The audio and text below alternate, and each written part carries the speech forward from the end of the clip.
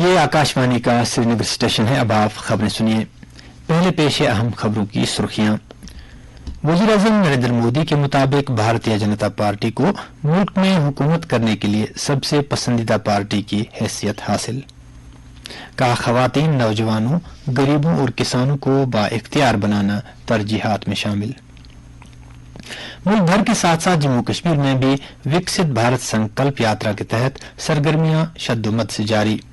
مستحق لوگوں کو اسکیموں کے فوائد سے ہمکنار کرانے میں کوئی بھی دقیقہ نہیں کیا جا رہا ہے فروغ-زاشت. سری نگر سونامرگ شاہراہ پر زوجیلا کے مقام پر ایک اور دلدوز سڑک حادثہ، 5 افراد جاں بحق. اور ملک میں مسلح افواج اور شہید فوجیوں کے اعزاز میں آج منایا جا رہا ہے آرمڈ فورسز فلیگ ڈے. اب خبریں تفصیل کے ساتھ. وزیر اعظم نریندر مودی نے کہا ہے کہ بی جے پی ملک میں حکومت کرنے کے لیے سب سے ترجیحی پارٹی ہے. انہوں نے اس سلسلے میں ملک میں اب تک ریاستی اسمبلی انتخابات جیتنے والی پارٹیوں کے اعداد و شمار کا حوالہ دیا.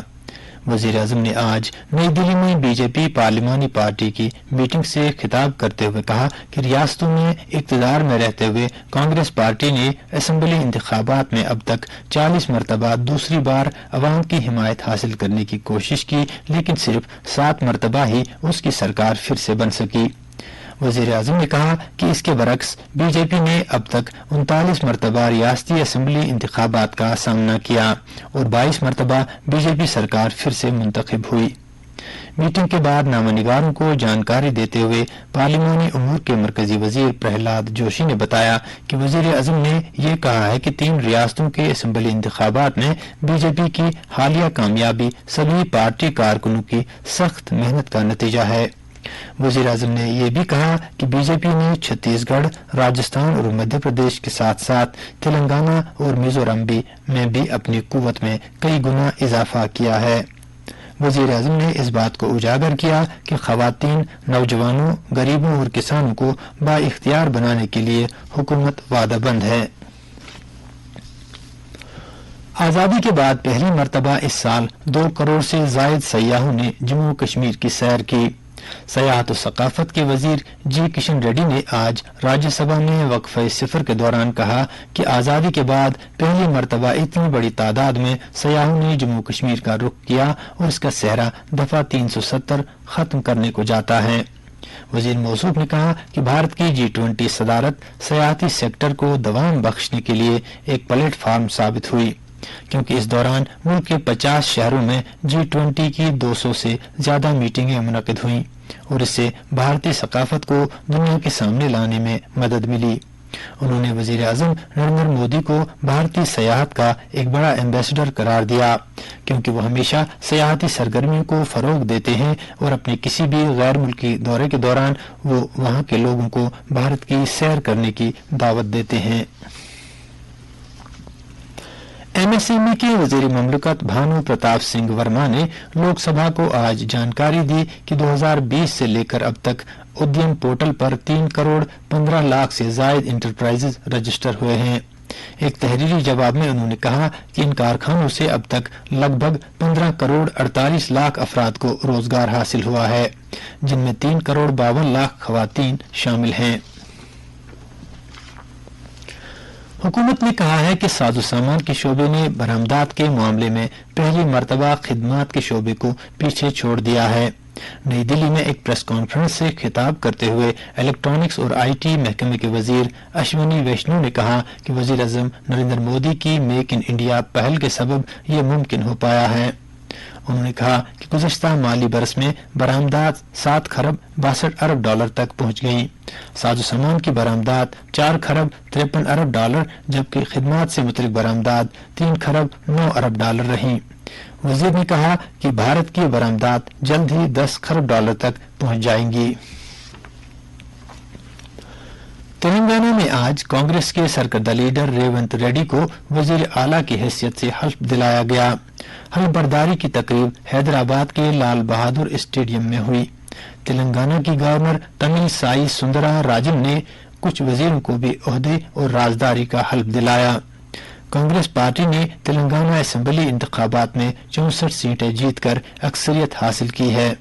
ریاستی اسمبلی 119 ارکان پر مشتمل ہے۔ حکمران بھارت راشٹر سمیتی کو 39 سیٹیں ملی ہیں، جبکہ بی جے پی کو 8 سیٹوں پر کامیابی حاصل ہوئی۔ وکست بھارت سنکلپ یاترا کا سلسلہ ملک بھر میں جاری ہے اور اس سے ہر کوئی تحریک حاصل کر رہا ہے۔ اس یاترا کا آغاز گزشتہ مہینے کی 15 تاریخ کو وزیر اعظم نریندر مودی نے کیا تھا۔ اس یاترا کا مقصد سرکار کی مختلف اسکیموں کے بارے میں لوگوں کو بیدار کرنا اور انہیں بااختیار بنانا ہے۔ اس یاترا کے تحت انفارمیشن، ایجوکیشن اینڈ کمیونیکیشن یعنی IEC وینز ملک کے کونے کونے تک پہنچ گئی ہیں، جن کا مقصد مرکزی حکومت کے بہبودی کے اہم پروگراموں کا احاطہ کرتے ہوئے ان سے متعلق معلومات عام لوگوں تک پہنچانا ہے۔ ادھر جموں و کشمیر میں بھی وکست بھارت سنکلپ یاترا کے تحت آئے دن بیداری سرگرمیوں میں تیزی آ رہی ہے۔ آج بھی مختلف ضلعوں میں مختلف محکموں کی ٹیموں نے تشہیری گاڑیوں کے ذریعے مرکز کی معاونت والی اسکیموں کے بارے میں لوگوں کو روشناس کرایا۔ ان اسکیموں میں خاص طور سے آیوشمان بھارت، PM کسان اسکیم اور سماجی تحفظاتی اسکیمیں شامل ہیں۔ مختلف پنچایتوں میں لوگوں نے وکست بھارت سنکلپ یاترا کا والہانہ استقبال کیا۔ اس کے ساتھ ساتھ ان لوگوں کی رجسٹریشن عمل میں لائی گئی جو ابھی تک ان اسکیموں کے دائرے سے باہر تھے۔ انتظامیہ نے لوگوں سے اپیل کی ہے کہ وہ اس یاترا میں بڑھ چڑھ کر حصہ لیں اور سرکار کی ان اسکیموں سے استفادہ حاصل کریں۔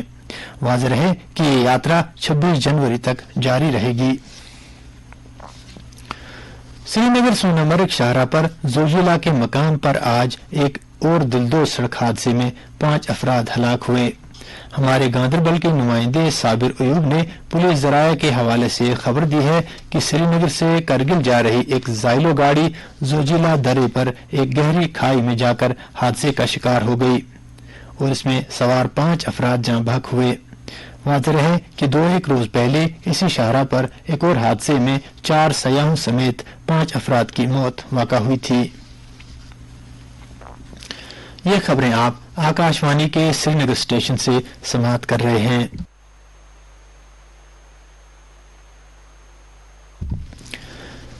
مسلح افواج کے شہیدوں اور فوجیوں کے اعزاز میں ملک میں آج مسلح افواج کا فلیگ ڈے منایا جا رہا ہے۔ یہ دن 1949 سے ہر سال 7 دسمبر کو منایا جاتا ہے۔ اس فلیگ ڈے کا مقصد ملک کے لیے فوجیوں کی بے لوث خدمات کے تئیں تشکر کا اظہار کرنا ہے۔ وزیر دفاع راجناتھ سنگھ نے لوگوں سے مسلح افواج کے فلیگ ڈے فنڈ میں صدق دلی سے عطیات دینے اور ویر ناری سابق فوجیوں اور ان کے کنبوں کی فلاح و بہبود کو یقینی بنانے کی حکومت کی کوششوں کا حصہ بننے کی اپیل کی ہے۔ مسلح افواج کے فلیگ ڈے کے موقع پر اپنے پیغام میں وزیر دفاع نے کہا کہ یہ ہر شہری کی ذمہ داری ہے کہ وہ وزارت دفاع کی ان کوششوں میں اشتراک کرے جن کے تحت سابقہ فوجیوں، جنگ کے سبب بیوہ ہوئی خواتین اور زیر کفالت افراد کی مختلف اسکیموں کے ذریعے امداد اور بازآباد کاری کی جاتی ہے اور انہیں علاج و معالجے کی سہولیات فراہم کی جاتی ہیں۔ وزیر دفاع نے زور دے کر کہا کہ ہمارے فوجی ڈسپلن، پختہ عزم اور حب الوطنی کے جذبے کے ساتھ نہ صرف ہماری سرحدوں کی حفاظت کرتے ہیں بلکہ قدرتی آفات کے مواقع پر راحت و بچاؤ کارروائیوں میں گراں قدر خدمات انجام دینے کے ساتھ ساتھ دنیا بھر میں قیام امن کے مشن میں بھی تعاون کرتے ہیں۔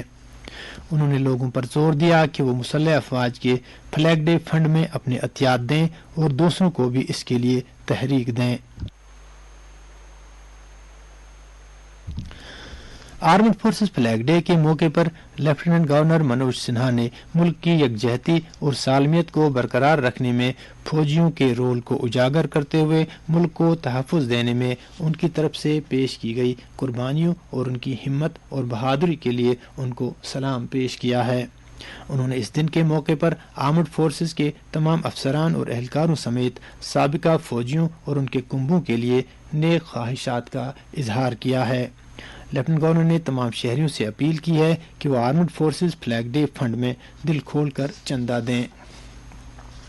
Director general of police RR سوین نے انسپکٹر مسرور احمد کے فوت ہونے پر دکھ اور صدمے کا اظہار کیا ہے۔ اپنے ایک پیغام میں انہوں نے مرحوم کو خراج عقیدت ادا کرتے ہوئے کہا کہ مرحوم کی قربانی اس بات کی عکاسی کرتی ہے کہ جموں کشمیر پولیس عام لوگوں کی زندگیوں کو تحفظ دینے کے لیے کتنی قربانیاں پیش کر رہا ہے۔ انہوں نے کہا کہ جموں کشمیر پولیس کے اہلکاروں کی قربانیوں کو ہمیشہ یاد رکھا جائے گا۔ انہوں نے کہا کہ مرحوم انسپکٹر کی قربانی کو رائے گاں نہیں ہونے دیا جائے گا۔ انہوں نے سوگوار کنبے کے ساتھ تعزیت کا اظہار کرتے ہوئے کہا کہ دکھ کی اس گھڑی میں وہ ان کے ساتھ ہیں۔ واضح رہے کہ انسپکٹر مسرور احمد آج ایمز نئی دلی میں انتقال کر گئے۔ انہیں لگ بھگ ایک ماہ پہلے عیدگاہ سری نگر میں ملیٹنٹوں نے گولی مار کر زخمی کر دیا تھا۔ لیفٹنٹ گورنر کے مشیر آر بھٹناگر نے آج سول سیکریٹریٹ جموں میں ایک میٹنگ کے دوران جموں صوبے کے گورنمنٹ میڈیکل کالجوں، ایسوسی ایٹڈ اسپتالوں اور ضلع اسپتالوں کے کام کاج کا جائزہ لیا۔ اس دوران انہوں نے طبی سہولیات میں مزید بہتری لانے کی ضرورت پر زور دیا۔ انہوں نے کہا کہ مریضوں کو ہر طرح کی سہولیات بہم رکھی جانی چاہیے۔ انہوں نے متعلقہ افسروں کو ہدایت دی کہ وہ طبی شعبے کے پروجیکٹوں کی بروقت تکمیل کو یقینی بنائیں تاکہ انہیں جلد از جلد عوام کے نام وقف کیا جا سکے۔ جموں کشمیر اور لداخ ہائی کورٹ کے chief justice justice N Koteshwar Singh نے آج جموں میں انڈین ریڈ کراس سوسائٹی اور Jammu Kashmir high court bar association کے اشتراک سے منعقدہ ایک فرسٹ ایڈ بیداری کیمپ کا افتتاح کیا۔ اس موقع پر جسٹس تاشی ربستان کے علاوہ عدلیہ کے کئی دیگر افسران بھی موجود تھے۔ اس دوران متعلقین کو مختلف طبی سہولیات کے بارے میں جانکاری دی گئی۔ صوبائی کمشنر کشمیر وجے کمار بدھوری نے آج گریٹر سری نگر کی جامع سیوریج اسکیم کی پیش رفت کا جائزہ لیا۔ انہوں نے افسران کو ہدایت دی کہ وہ اس پروجیکٹ کی جلد از جلد تکمیل کو یقینی بنائیں تاکہ پانی جمع ہونے سے لوگوں کو کسی قسم کی دقتوں کا سامنا نہ کرنا پڑے۔ انہوں نے اثرزدہ دکانداروں کی فوری بازیابی کو یقینی بنانے کی بھی ہدایت دی۔ پولیس میڈیا سینٹر سے جاری ایک پریس بیان میں کہا گیا ہے کہ پولیس ہیڈ کوارٹر جموں میں ڈائریکٹر جنرل پولیس کا جو عوامی شکایتوں کے ازالے کا پروگرام 9 دسمبر کو منعقد ہونے والا تھا اسے ملتوی کیا گیا ہے۔ یہ پروگرام اب 11 دسمبر کو پہلے سے طے شدہ مقام پر دوپہر 2 بجے سے 4 بجے تک منعقد ہوگا۔ محکمہ موسمیات کے مطابق جموں کشمیر میں اگلے 24 گھنٹوں کے دوران موسم عام طور پر خشک رہنے کا امکان ہے۔ سری نگر میں آج دن کا زیادہ سے زیادہ درجہ حرارت 13 ڈگری سیلسیس جبکہ کل رات کا کم سے کم درجہ حرارت -2.6 ڈگری سیلسیس ریکارڈ کیا گیا۔ جموں میں آج دن کا زیادہ سے زیادہ درجہ حرارت 24.4 ڈگری سیلسیس جبکہ کل رات کا کم سے کم درجہ حرارت 9.6 ڈگری سیلسیس ریکارڈ کیا گیا۔ لیہ میں آج دن کا زیادہ سے زیادہ درجہ حرارت 5.2 ڈگری سیلسیس جبکہ کل رات کا کم سے کم درجہ حرارت -10 ڈگری سیلسیس ریکارڈ کیا گیا۔ خبریں ختم ہوئیں۔